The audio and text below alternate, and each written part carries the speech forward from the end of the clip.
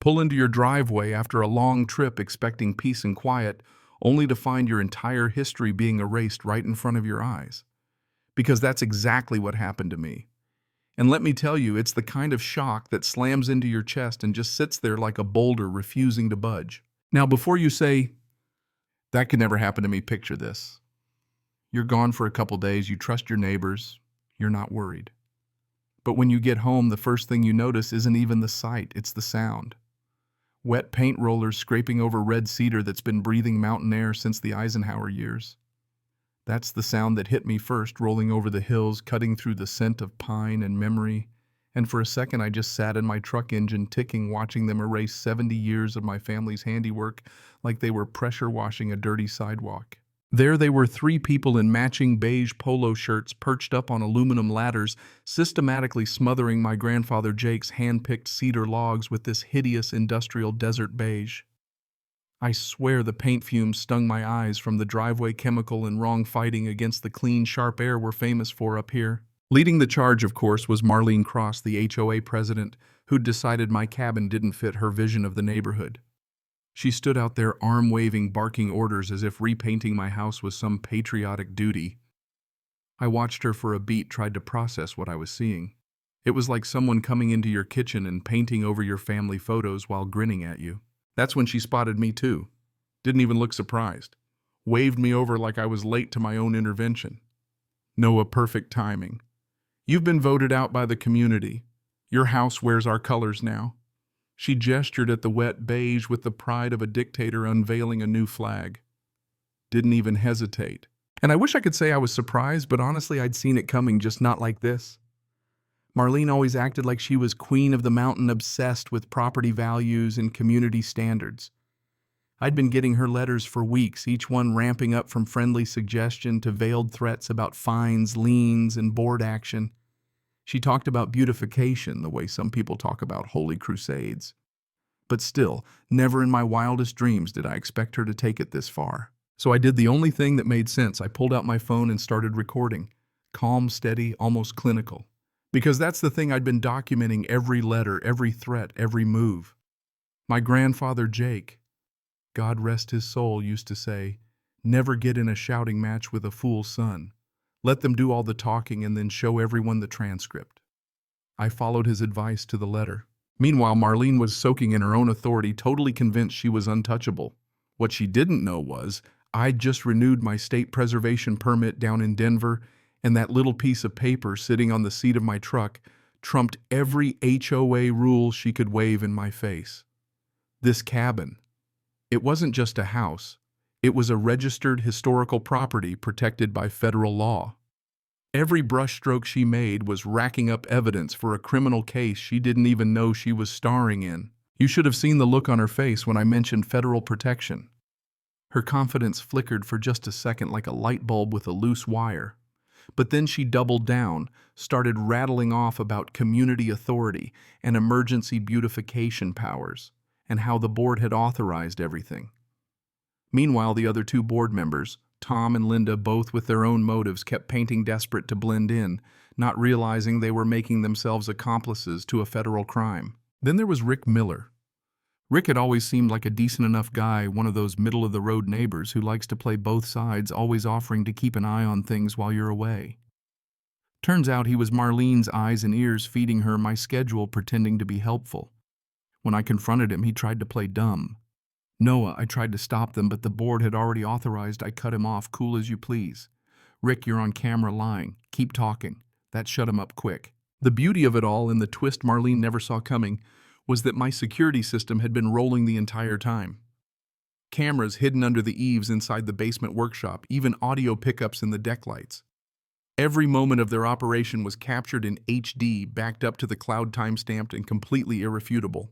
When I finally called the state commission Thursday morning, bright and early, I got through to Catherine Walsh, who didn't even let me finish explaining before she started taking names and contractor info. Within an hour, a case file was opened. By noon, the county sheriff was on my porch with an investigator from the State Historical Commission. By 3 p.m., the whole neighborhood was out on their porches watching as Marlene was served with a formal citation for felony cultural vandalism. You want to talk about karma? This was it. The very crowd Marlene had whipped up with her talk of property values and uniformity now stood silent, eyes wide, as her beige empire crumbled before their eyes. The news vans rolled in. The state inspector gave her a lecture straight from the preservationist Bible. And when Marlene tried to plead community consensus, she got this in return, ma'am. Property values don't override federal law. If looks could kill, the whole HOA would have dropped dead on the spot. But it didn't end there.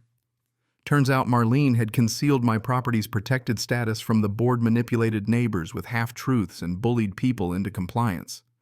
Once it all came out, the deception, the legal ignorance, the self-interest, people turned on her so fast you could hear the air whoosh.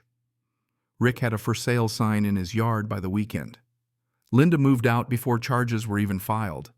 Tom, bless his heart, apologized in person and showed up with a box of tools to help with restoration. That's the thing about these stories.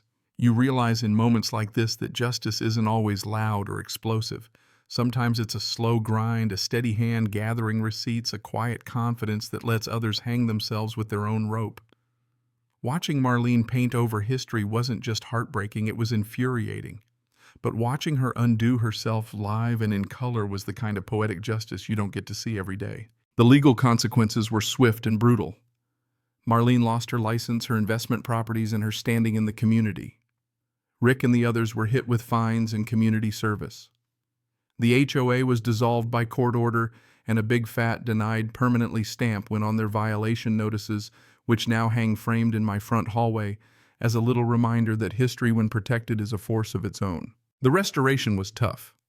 State-certified specialists had to chemically strip the paint, retreat the cedar, repair the garden, and restore Jake's original finishes. It took weeks, a mountain of paperwork, and a community effort to put it right. But in the process, something unexpected happened. The neighbors, even the ones who'd supported the beige campaign, started showing up with cookies, offering to help, asking about Jake's woodworking methods, volunteering their kids to learn old-school joinery. We turned the basement into a public workshop, hung Jake's tools on the wall, started running classes for anyone who wanted to learn how to build things that last. Teenagers, retirees, folks who'd never touched a hand plane before, all wanted a piece of that legacy. Alex Patterson, 16 and full of questions, became my apprentice, learning from the notes Jake left behind, eager to master the techniques Marlene had tried to bury under beige. Funny thing, property values actually went up, not down, after all the press and the historical designation.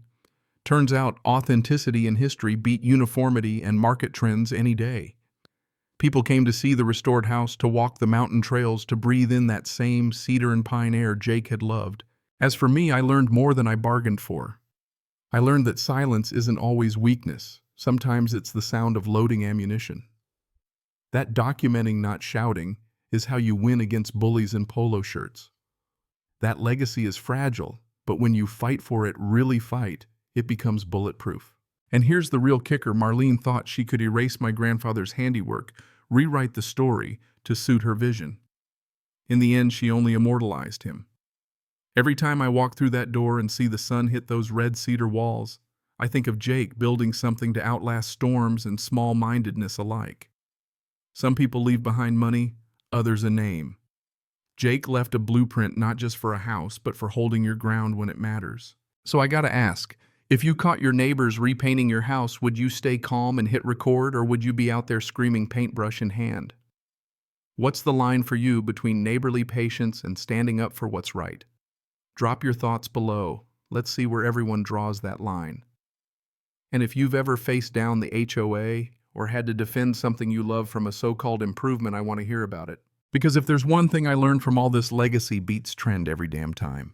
And you never know what you're protecting until someone tries to take it from you. Cảm ơn các bạn đã xem video.